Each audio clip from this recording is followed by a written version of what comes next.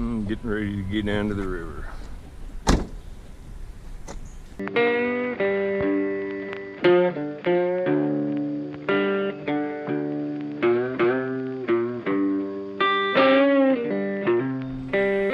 bird there on the shore in front of me. I'm pulling in here to West Virginia to look a few places. There he went. There's stuff every shore that I pull in, pretty much, that has any kind of a bank, from Wheeling to like Marietta. There's artifacts somewhere on the shore. You just gotta find them. If you knew how many points were right here in my field of view and behind me in my field of view in the water, you would not believe it. It's fun, it's a hard thing. See, a place like this is more like looking at an undammed river. There's places like this, like if you get down below the Willow Island Locks and Dam, right in behind it, these big huge sand beaches and stuff where it's not the same erosion where I'm digging up at the base of them banks and it's all laying right there. This stuff's more jumbled. This is like looking a river in Illinois and just looking for random points in gravel. But you could find 20 if you could walk stuff like this all day, but it's walking for, and look here, there's an artifact, live, look at that. That's the curved piece of a bowl. Man, that's kind of nice. That's up towards the rim. That's a nice piece of Mississippian cultural period pottery. It's like 1,000 years old. But see, this stuff, this came out of the bank here someplace, but where, I don't know.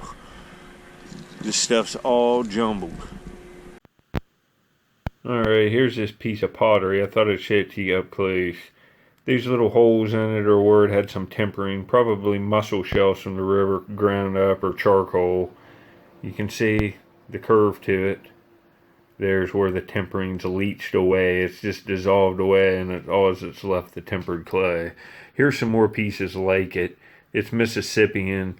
You can see this is the top rim of a water bowl that had like a flared top and probably a round bottom. Here's some more pottery that's engraved. Like, I've got lots more stuff. Here's some of the stuff associated with the pottery. The Madison Points, Jack's Reefs, and some Adena stuff. Here's some more pieces there. And there's a whole tray that I'll just put this piece on. You know, just big pieces of all different kinds from all different sites with all different kinds of tempering. Just some of the stuff I do on here. Later. I'm just kind of surface hunting today, and I parked my kayak around this big root ball, and I almost just went by this because I haven't found nothing here for a year. Walking out here, heavy boat traffic this weekend. Look here, there's a point laying right underwater right there. You can see it, I can see it in the viewfinder. It's right there. Oh, it's good. That's nice. That is nice. Oh man, look at the river staining. That'll just completely disappear. That's from like the decaying leaves on the bottom. See this laying in here? I'll have to do some sifting in here maybe if this was laying out. Look at that. That's like a mid or cake. That's a pentagonal related point. The pentagonal knives, that's the dart that goes along with it. That's pretty nice. This looks like some pretty good stuff to sift in here too. That's a day maker. Well, I'm home. Here's this little point. It's about a 6,500 year old Attowaddle dart from the mid-Archaic cultural period, and it's definitely associated with the Ohio 5-sided pentagonal knives. This is more of the dart point associated with them right there. That's decent. See this shore? See how it's all sandy? This is what I call sanded in. Heavy boat traffic this weekend pushed up sand from the waves over the rock. Here you can start to see it. You might pull into a place and the water might be muddy, and it might be one of the most loaded archaeological beaches with everything clear up into historic with gun flints and silver coins. Clear back to paleo, and you missed it. You might have blew it. Lots of times. You got to meticulously look at everything. I could find something here that's mind-blowing in this, because I've looked at it for years. And it's like this about every place you go on the river, and keep going back, believe me. See, this is another area. There's a possibility to see something laying, but it's sanded in, see? There should be way more rock exposed, but you can see it out here. The water's low. And the physics of the wave coming in, it's cleaning the stuff off out here, but it's pushing the sand that was around that out here up here. It's kind of what's happening. It's picking up this sand, moving it into a place you don't want it to be, surface hunting. That's what we're looking at right here. But see, right in this trough here, some of this stuff got pushed off. It's the lighter stuff, the thin little rocks, the thin little arrowheads. Stuff gets thrown around here in this wash. You see right here? Could be something laying right here, and it could be flipped right up. See, this is base clay.